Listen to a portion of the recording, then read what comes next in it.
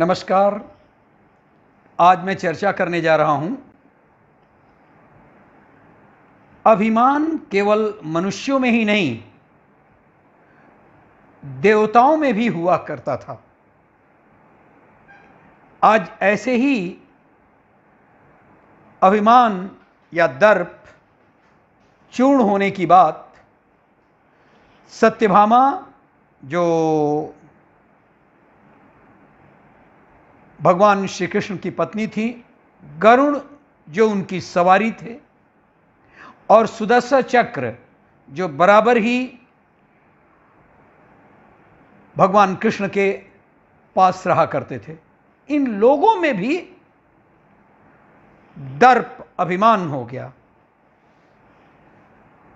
मैं बात उस समय की कर रहा हूं जब श्री कृष्ण द्वारका में रानी सत्यभामा के साथ सिंहासन पर विराजमान थे। उनके पास ही गरुड़ और सुदर्शन चक्र भी बैठे हुए थे। तीनों के चेहरे पर दिव्य तेज झलक रहा था।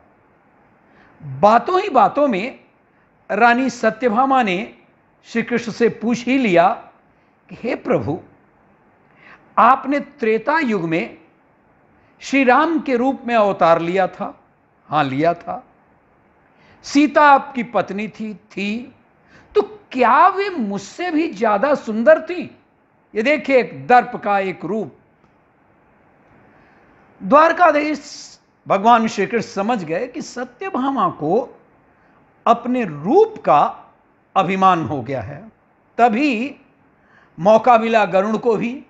गरुड़ ने कहा कि भगवान, क्या दुनिया में मुझसे भी ज्यादा तेज गति से कोई उड़ सकता है क्या? क्यों चुप रहते सुदर्शन चक्र? अच्छा, ये लोग ऐसे हैं, इनको देवता के रूप में प्रतिष्ठित किया गया है, तो सुदर्शन चक्र से भी रहा नहीं गया और वह भी कह उठे कि भगवान, मैंने बड़े बड़े युद्धों में आपको विजयश्री दिलवाई है। क्या संसार में मुझसे भी शक्तिशाली कोई है? मंद मंद भगवान मुस्कुरा रहे थे। वे जान रहे थे कि उनके इन तीनों भक्तों को अहंकार हो गया है और इनका अहंकार नष्ट होने का समय अब आ गया है। ऐसा सोचकर उन्होंने गरुड़ से कहा कि गरुड़, तुम ऐसा करो कि हनुमान के पास चले जाओ और कहना कि भगवान राम और माता सीता के साथ वे उनकी प्रतीक्षा कर रहे हैं। गरुड़ भगवान की आज्ञा लेकर हनुमान को लाने चले गए। इधर श्री कृष्ण ने सत्यभामा से कहा कि देवी, आप ऐसा करें कि सीता के रूप में आपका रूपांतरण हो जाए और मैं स्वयं भगवान राम का रूप धारण कर लूंगा। मधुसूदन ने सुदर्शन चक्र को आज्ञा देते हुए कहा कि देखो, तुम महल के प्रवेश द्वार पर रहना, ध्यान रहे कि मेरी आज्ञा के बिना महल में कोई घुसने न पाए, कोई प्रवेश न कर सके। भगवान की आज्ञा पाकर सुदर्शन चक्र महल के प्रवेश द्वार पर तैनात हो गया। गरुड़ ने हनुमान के पास पहुंच गए। क्या बात है, गरुड़ की स्पीड, गरुड़ का जो गति था, क्या कहना। पहुंच गए हनुमान के पास। अच्छा, ये बताऊं कि आपको कहीं भी शंका न हो कि हनुमान तो त्रेता युग में थे, फिर कैसे ये द्वापर युग में, कृष्ण के युग में आ गए।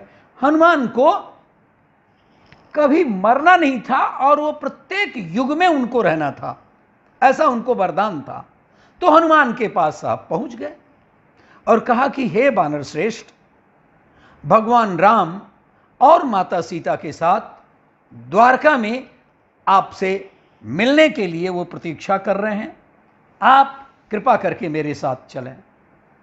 मैं आपको अपनी पीठ पर बैठाकर शीघ्र ही वहां ले जाऊंगा।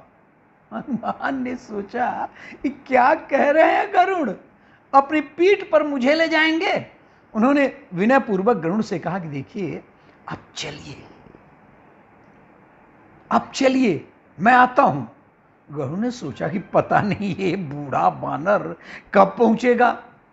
खैर मैं भगवान के पास चलता हूं और बता दूंगा कि हनुमान आ ही रहे हैं। यह सोचकर गरुड़ शीघ्रता से द्वारका की ओर उड़ गए।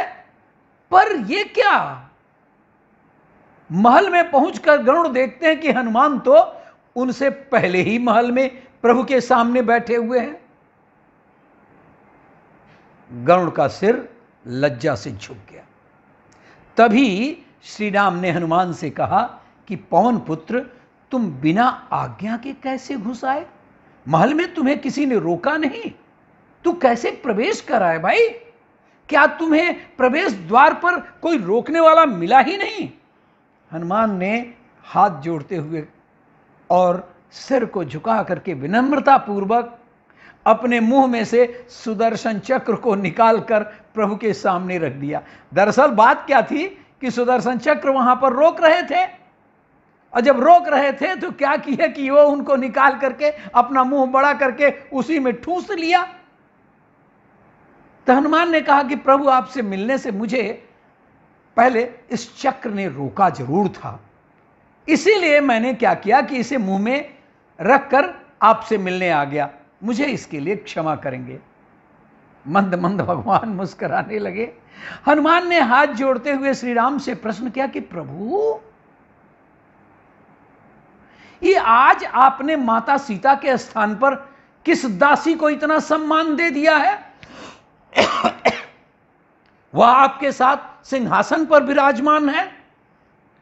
अब रानी सत्यभामा के अहंकार भंग होने की बारी थी। उन्हें अपने सुंदरता का बहुत बड़ा अहंकार था, लेकिन यह तो हनुमान ने कहा कि यह तो दासी है, ये माता सीता नहीं है। तो पल भर में सत्यभामा का वो अहंकार चूर हो गया था। रानी सत्यभामा, सुदर्शन चक्र, वो गरुड़, तीनों का इस प्रकार से गर्व चूर्ण हो गया। और ये चूर चूर हो जाने के बाद तीनों ही भगवान की लीला समझ गए। तीनों के आंखों से आंसू बहने लगे और वे भगवान के चरणों में झुक गए। क्षमा करेंगे भगवान, ये दर्प था और आपके सामने दर्प और अभिमान कैसे चल सकता था।